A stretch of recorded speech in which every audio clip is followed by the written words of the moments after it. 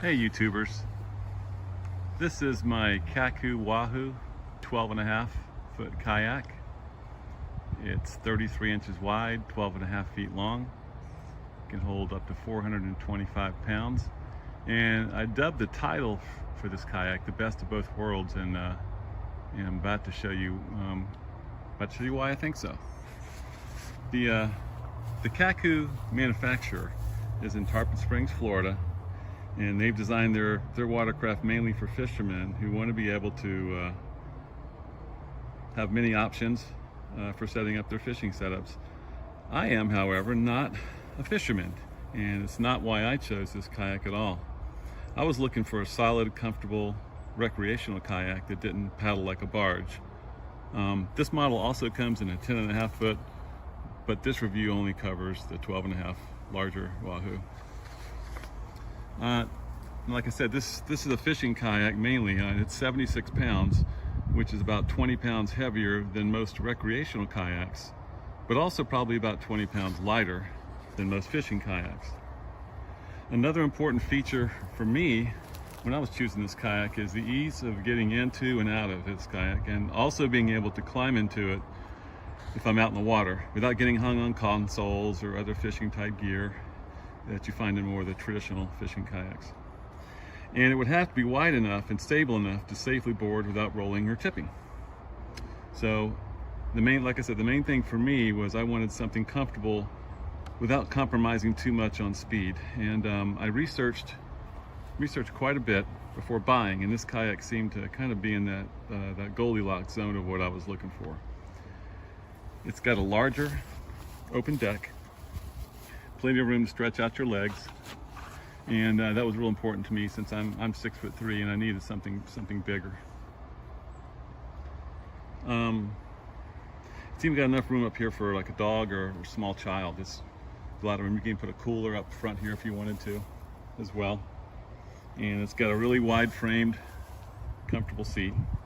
It's easy to get out of, and this kayak is very stable and still fast in the water. This color is what they call storm camo, but it also comes in what they call orange crush, which is also a camo combination, lime camo and winter camo.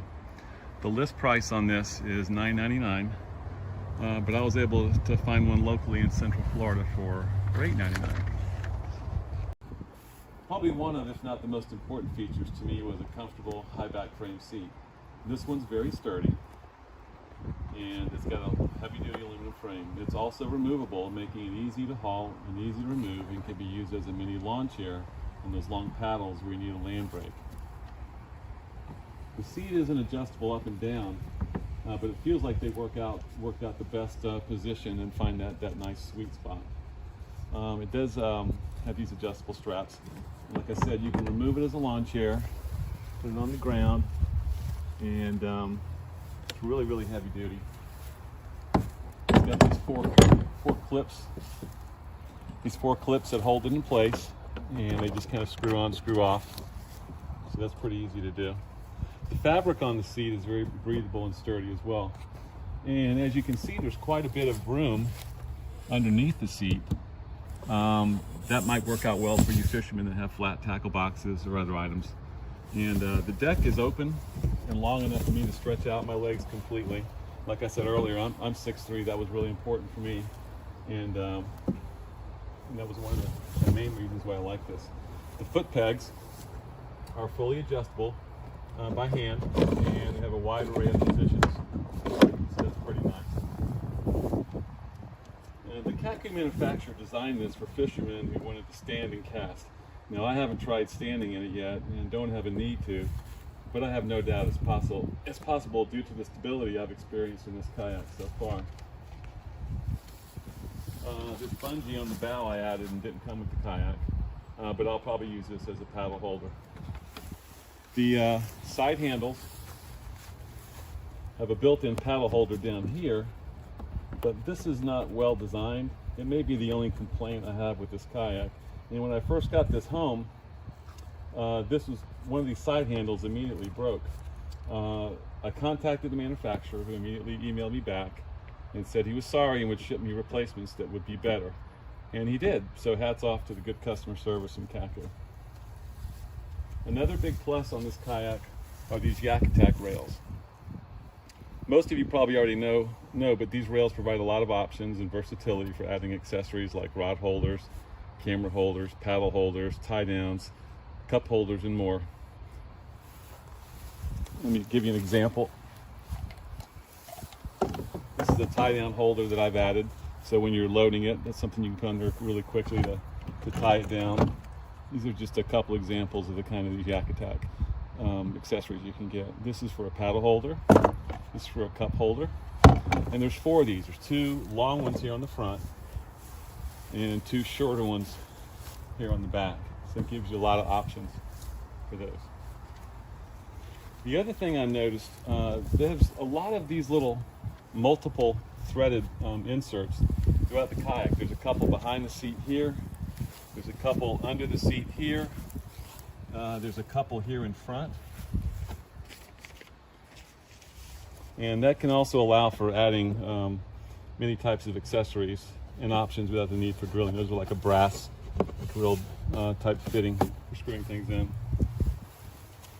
Back here on the stern, you see they've got a couple of rod holders here, typical rod holders. Look like they're positioned pretty well. And Kaku designed within their mold here in the back to hold a 30-quart cooler.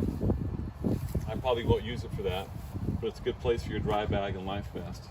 And for the fishermen, they've added this built-in stern micro power pole ready, and it's that's for the easy automatic anchoring. It's a really expensive option. It's about $800. Right behind the seat, there's this round compartment for the dry bag that I found perfect for your keys, your phone, wallet, and personables. The lid screws down, so virtually impossible to accidentally open or lose any of your valuables. At the bow, there's a very large oval hatch with a dry bag for anything else you may need for storage. It seems to have a really good seal and easy to open and close. Let me show you how that works. The bunch is kind of in the way, but that kind of gives you an idea. You have to remove the dry bag. Lots of room. You could probably even put a fishing pole or 2 down in there.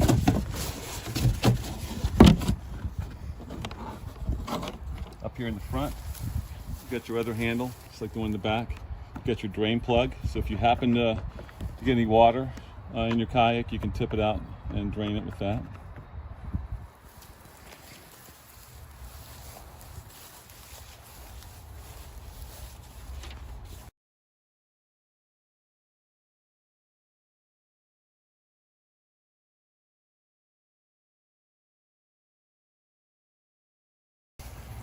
So I wanted to flip this kayak over and show you guys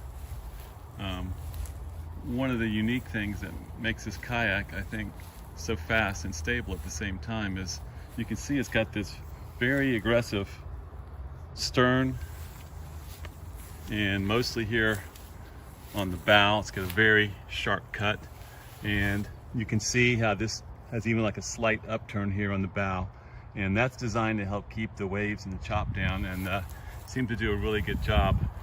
One of the other things I noticed was these deep grooves here where the scupper holes are, and there's 8 scupper holes, 4 of these grooves going down here, and it kind of makes these scuppers a little bit recessed, and I think that seems to help keeping water from coming in as much. I've had this out on the lake and in the bay a couple of times, and I've never had any water coming up through the scupper holes.